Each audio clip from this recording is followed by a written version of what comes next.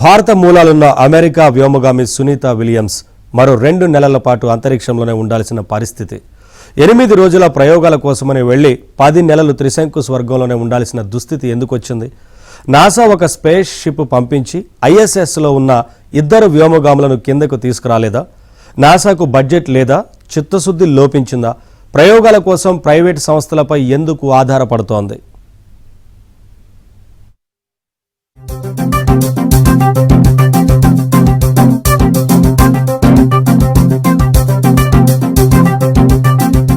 Just వారం రోజుల ప్రయోగాల కోసమని అంతర్జాతీయ అంతరిక్ష కేంద్రం ISS కు వెళ్లారు ఇండో అమెరికన్ వ్యోమగామి సునీత విలియమ్స్, మరో వ్యోమగామి బుచ్ విల్మోర్. జూన్ 4న ఇంటర్నేషనల్ స్పేస్ స్టేషన్ కు వెళ్లిన వారు జూన్ 12వ తేదీకి తిరిగి భూమిపైకి రావాల్సి ఉంది.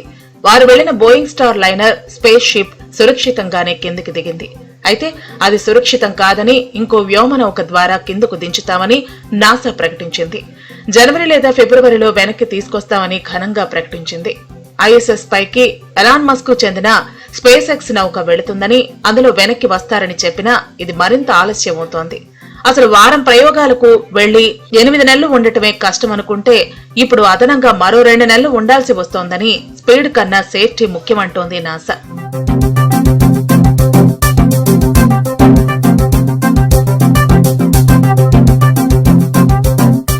A very risky business, and things do not always turn out the way you want. 90% of our training is preparing for the unexpected, and sometimes the actual unexpected goes beyond what you even think that could happen, and that's just the way it goes sometimes. Boeing company space ship star liner లో సాంకేతిక లోపం తలెత్తడంతో వ్యోమగోములు లేకుండానే అది భూమికి తిరిగొచ్చింది. సరే, ఇంకో వ్యోమనౌక పంపేందుకు సాహసించలేదు NASA.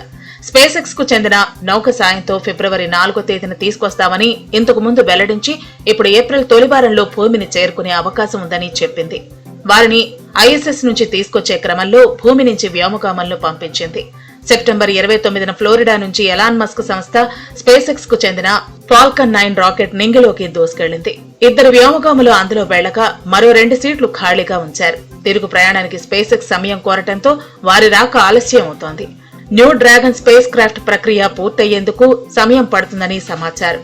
వ్యోమగాములను సురక్షితంగా తాము తీసుకొస్తామంటోంది స్పేస్ ఎక్స్. ఇంకేదన్నా అక్కడ ఉన్నటువంటి ISS లో ఉన్నటువంటి మిగతా ఏ ఆస్ట్రోనాట్కి ఇబ్బంది ఉన్నా, కాస్మోనాట్కి ఇబ్బంది ఉన్నా రష్యన్స్ సోయుజ్ కూడా వాడుకోవచ్చు మనం. అయితే రష్యన్స్ ని అడగటము, రష్యన్స్ సోయుజ్ ని వాడుకోవటం అనేది కాస్త ఇంటర్నేషనల్ గా, పొలిటికల్ గా సెన్సిటివ్ గా ఉంటుంది. కాబట్టి నాసా ఏం చేసిందంటే స్పేస్ ఎక్స్ హెల్ప్ తోటి మనం వాళ్ళని తీసుకురావాలని చెప్పేసి డిసైడ్ అయిపోయింది.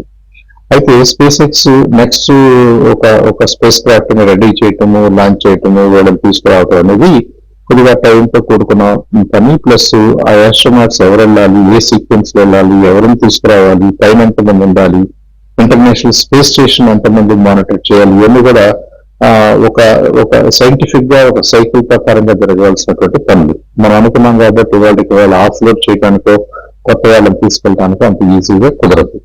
కాబట్టి ఫిబ్రవరి ఎండ్ లో కానీ మార్చ్ లో కానీ సునీత విలియమ్స్ గారిని, బుచ్ విల్మోర్ ని వెనక్కి తీసుకొచ్చే కార్యక్రమానికి నాసా వాళ్ళు ప్లాన్ చేస్తున్నారు.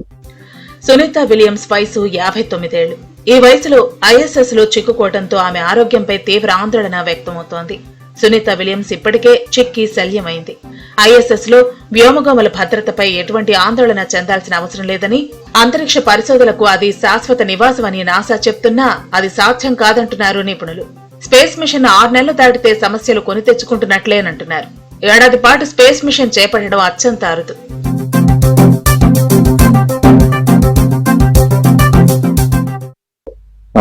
డ్రాగన్ ద్వారా, స్పేస్ ఎక్స్ వాళ్ళ క్రూ డ్రాగన్ ద్వారా సేఫ్ గా సునీత విలియమ్స్ గారు భూమి మీదకి వస్తారు.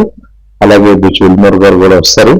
కాబట్టి వాళ్ళకి అనుకోకుండా ఒక రకంగా పర్సనల్ స్కెడ్యూల్స్ కి, ఫ్యామిలీ విషయాల్లో ఏదన్నా కొద్దిగా ఇబ్బంది జరుగుతుండొచ్చు, కానీ ఫిజికల్ గా, హెల్త్ పాయింట్ ఆఫ్ వ్యూలో సునీత విలియమ్స్ గారికి వచ్చినటువంటి ఇబ్బంది ఏమీ లేదని పదే నాసా వాళ్ళ బులెటిన్స్ చెప్తున్నాయి. కాబట్టి నాసా వాళ్ళు కూడా దాన్ని మానిటర్ చేస్తుంటారు రౌండ్ ద క్లాక్. వాళ్ళకి ఏ పాటి ఇబ్బంది ఉన్నా కానీ అదర్ ఆల్టర్నేటివ్స్ ని ఎక్స్ప్లోర్ చేస్తారు. కాకపోతే more trusted, more meaningful, more trusted alternatives ఈ రెండే ఉన్నాయి ఇప్పుడు మనకి. ఒకటి స్పేస్ ఎక్స్ వాళ్ళ క్రూ డ్రాగన్, రెండవది రష్యన్స్ రాస్కాస్మోస్ వాళ్ళ సోయూజ్, అది కూడా మల్టిపుల్ టైమ్స్ వాడారు. స్పేస్ కు చెందిన ప్రయోగాలు ఒక్కసారి వాయిదా పడితే మళ్లీ వాయిదాలు పడుతూనే ఉంటాయంటున్నారు సైంటిస్టులు. వ్యోమగాములను పంపించడం, తీసుకురావటం లాంటి కీలకమైన బాధ్యతలను ప్రైవేట్ ఏజెన్సీలకు ఎందుకు నాసా అప్పగిస్తోందన్నదే ప్రశ్న. ఖర్చుకు వెనకాడకపోతే నాసానే వ్యోమనౌకను పంపించి సునీత విలియమ్స్ ను వెనక్కి తీసుకురావచ్చు. అయితే ఎలాగూ స్పేస్ ఎక్స్ ప్రయోగాలు చేస్తోంది కాబట్టి వారికి ఎంతో కొంత చెల్లిస్తే తీసుకొస్తారన్న ఉద్దేశంతో స్పేస్ ఎక్స్ తో టైఅప్ అయింది నాసా. వ్యోమగాములు జబ్బు పట్ట వేరే సమస్య ఏం వచ్చినా ఐఎస్ఎస్ లో ఉన్న ఆస్ట్రోనాట్లకు డైరెక్ట్ గా వైద్యం చేయటం కుదరదు. అందుకే టెలిమెడిసిన్ విధానాన్ని అనుసరిస్తోంది. ఫస్ట్ ఎయిడ్ కిట్, మెడికల్ కండిషన్లపై ఒక పుస్తకం, గుండె వేగాన్ని సాధారణ స్థాయికి తీసుకొచ్చే ఎలక్ట్రిక్ చార్జ్, పోర్టబుల్ అల్ట్రాసౌండ్, కళ్లను పరీక్షించే ఓ పరికరం, 2 లీటర్ల సెలైన్ వంటి కొన్ని ఉపయోగకరమైన వైద్య పరికరాలు మాత్రం ఇంటర్నేషనల్ స్పేస్ స్టేషన్ లో సునీతకు అందుబాటులో ఉన్నాయి. ఎంత అనారోగ్యం వచ్చినా ఈ పరికరాలను స్వయంగా ఉపయోగించుకోవాలి, లేకపోతే అంతే సంగతులు. భూమిపై నుంచి నాసా డాక్టర్ల సలహాలు సూచనలు పాటిస్తూ పోవాల్సిందే.